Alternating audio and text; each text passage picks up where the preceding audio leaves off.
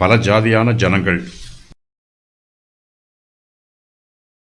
அதிகாரம் 13. அன்றைய தினம் ஜனங்கள் கேட்க மோசேயின் புஸ்தகத்தை வாசித்தார்கள்.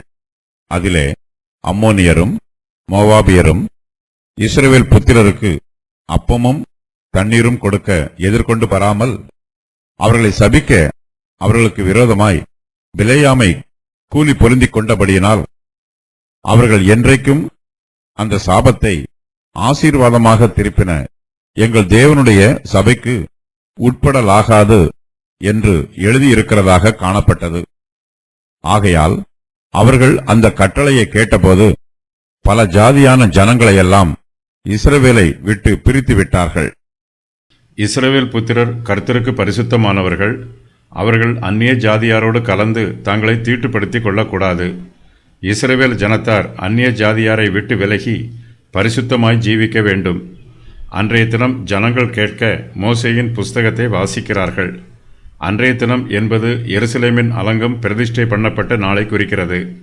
மோசேயின் புஸ்தகத்தில் அம்மோனியரையும் மோவாபியரையும் பற்றி சொல்லப்பட்டிருக்கிறது. இஸ்ரவேல் ஜனத்தார் மோவாபியரோடும் அம்மானியரோடும் சம்பந்தம் கலக்கக்கூடாது.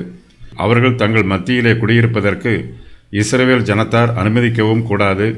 அது மாத்திரம் அல்ல, இஸ்ரவேல் புத்திரர் அந்த சத்துருக்களோடு ஐக்கியமாகவும் இருக்கக்கூடாது. மோசேயின் புஸ்தகத்தில் அதற்கான காரணமும் சொல்லப்பட்டிருக்கிறது.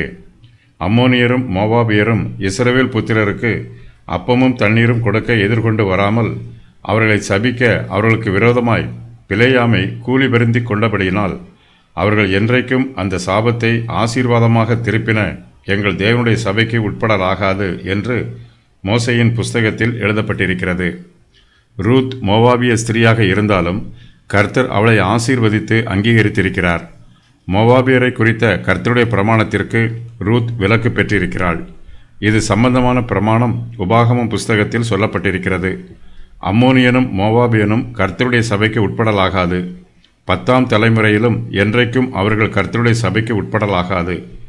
நீங்கள் எகிப்திலிருந்து புறப்பட்டு வருகிற வழியிலே அவர்கள் அப்பத்தோடும் தண்ணீரோடும் உங்களுக்கு எதிர்கொண்டு வராததின் நிமித்தம் உன்னை சபிக்கும்படியாய் மெசொப்பொத்தேமியாவின் ஊராகிய பேத்தோரில் இருந்த பேயோரின் குமாரன் பிலேயாமுக்கு கூலி பேசி அவனை அழைப்பித்ததின் நிமித்தமும் இப்படி செய்ய வேண்டும்.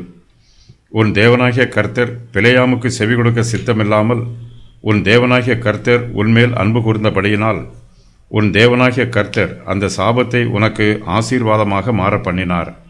உபாகமம் 23:3-5 வரை. இஸ்ரவேல் புத்திரர் மோசேயின் புஸ்தகத்தில் சொல்லப்பட்டிருக்கிற கட்டளைக்கு கீழ்ப்படுகிறார்கள். அவர்கள் அந்த கட்டளையை கேட்டபோது பல ஜாதியான ஜனங்களையெல்லாம் இஸ்ரவேலை விட்டு பிரித்து விடுகிறார்கள்.